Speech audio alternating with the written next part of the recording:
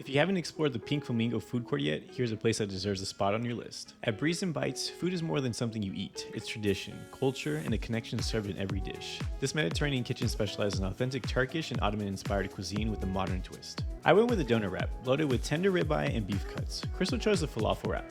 Both were stuffed with pickled red cabbage, grilled veggies, goat cheese, lettuce, and tomatoes. We really appreciated how light and balanced they felt. Even with all the fillings, neither wrap felt overly heavy, making them satisfying without leaving us feeling weighed down afterward.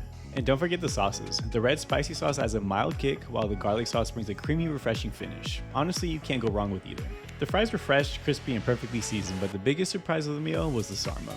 These grape leaves stuffed with rice may look small, but they're bursting with flavor. Paired with the cool, tangy tzatziki sauce, they quickly became one of our favorite bites. To top it off, the owner came out and treated us to a traditional Turkish coffee. Rich and bold, but when paired with a piece of Turkish delight, the bitterness softens and transforms into a smooth, balanced experience.